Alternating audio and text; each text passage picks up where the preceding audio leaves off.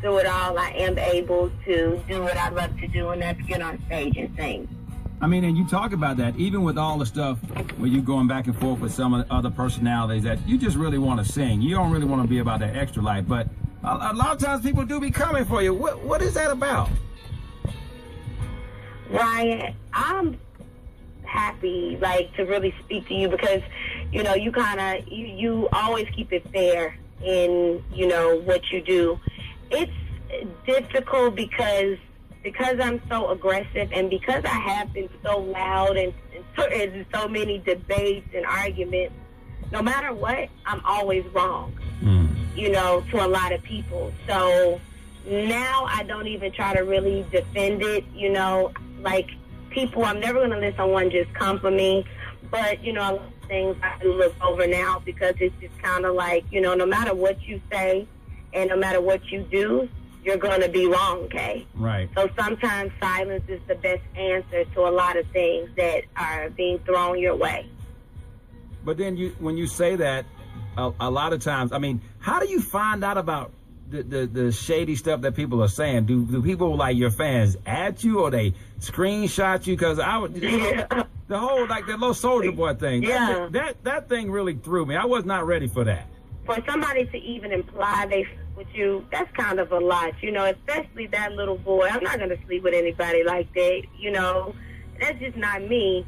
And to imply it, and then on top of it, I was at a Drake concert. Like, he actually had invited me to this concert. I was out chilling in L.A., having a good time, just enjoying the show. And my publicist from the label looked at me and said, "Don't respond to him. He wants your attention." And I was like, "What are you talking about? It's Right. always something. I just want to enjoy this show." I look, I see him. I'm like, "Come on, you're talking about my Hot Pockets things. You never met me a day in your life, nor Right. have you been in the same room with me." So I was constantly, you know, saying that you don't know me. You don't know my net worth. You've never been around me.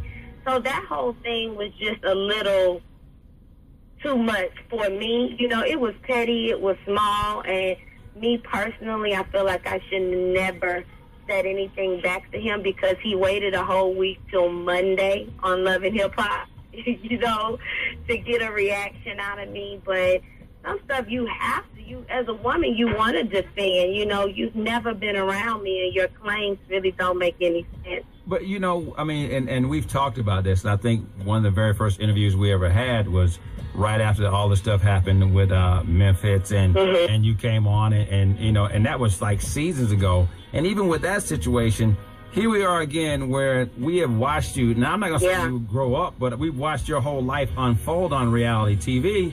And has it gotten to be too much? Because we know, like, when you were performing the other day, it just kind of like all came back to the forefront. I mean, I think it sucks, really, to have to live your life as a personality, but then also you be emotionally attached to some stuff when people are questioning you. It's been too much to have to live something over and people still question it, and people are still, the same people are pulling now because they see you successful. And, you know, you have to deal with these things. This is my real life. It's entertainment. But, you know, my story on that has still never changed. And, you know how media takes, especially the first person to pick up the story recently was Bossa. They hate me. So, of course, they're not going to read through all the documents and see, oh, well, that is what she said and what he said. We're just going to take this one part that he sent in and what makes her look bad. So that day was supposed to be a good day for me. I was going into, you know, the Grammys and meeting the Grammy board and really working. And, you know, to have to relive this again and, you know, still wake up every day not knowing how this party is going to leak and retaliate to make you look bad.